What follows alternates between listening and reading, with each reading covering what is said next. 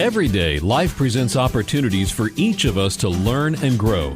Helping you to gain more wisdom for your life's voyage, Ohio Living presents today's Learning Moment. Today I'm going to talk about the 5 phases of caregiving. One of the reasons I've come up with this idea of trying to talk about the aspects of caregiving is because most people don't understand just how long caregiving is. It is not a sprint. It's a marathon. And in order to get ready for this marathon, you have to understand the components of it so you can put together a plan and a team. So the first phase that I've come up with is the idea of kind of realization, kind of caregiving 101. Mom's maybe not keeping the house as clean as she used to, or Dad just hit the fire hydrant. And you're thinking, they're just not doing as well as they used to. I kind of need to keep an eye on them and see how I can be supportive of them. That realization could be a year or two. Most of us, darn it, wait for a crisis, which I call phase 2. We wait for some kind of horrible crisis to finally start talking to Mom and Dad about the crucial conversations or the essential documents. If we just started planning and having those conversations in that first stage of realization, that'd be great. But most of us wait for that crisis.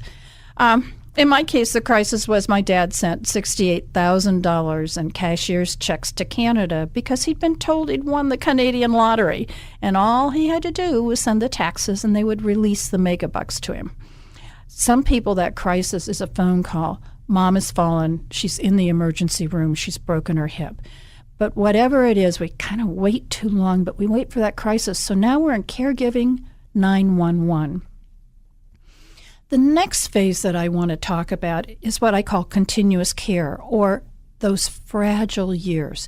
And this could be 10 years of more and more acts of daily living, ADLs, kind of falling off the table, where they need more and more help. At first, it could be something as high order as just like my dad, sending money off, or not keeping their checkbook, or forgetting to pay their taxes, or driving skills, kind of those higher order skills. And then the basic acts of daily living start to fall off the table, where bathing, feeding, transportation, all those kinds of things they can't do anymore. And during those 10 years, you start to put more and more help. Some people talk about the fact that caregiving is kind of something that they kind of slide into. And sometimes you're not realizing how much more you're doing for Mom and Dad, or maybe you're not even realizing that they need your help. So that could be 10 years. And then end of life.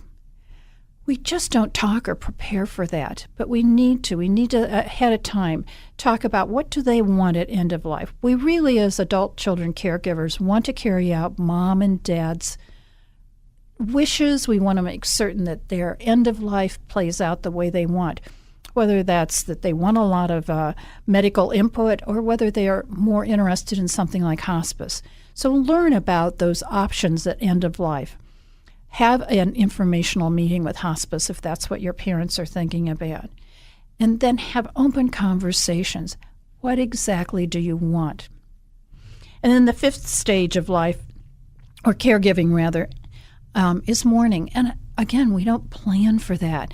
If we're planning our own lives and how our careers or our interactions with our families are going to play out, we have to understand that mourning is another part of caregiving.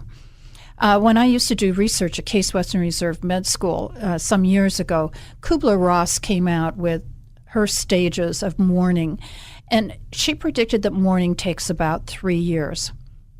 To me, mourning takes as long as it takes, and everybody does it in a different way. So we have to think about just exactly how long this is. I do webinars for Fortune 500 companies across the country, and one day I opened up the mics and I said, what was the most astounding thing, or the thing that kind of you weren't expecting as you became a caregiver for your parents? And one gentleman said, the time.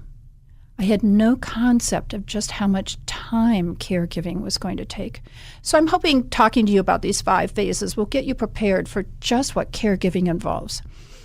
This is Barbara McVicker. I'd love for you to go to my website, barbaramcvicker.com, and leave suggestions or see if there's some things that might help you on that website. Have a great day. Thank you. Helping you learn and grow on your journey through aging is what Learning Moments are all about. To hear other Learning Moments, log on to ohioliving.org and click on Resources. Ohio Living has been serving Ohio families since 1922. Thank you for listening to this practical resource so you can live life well.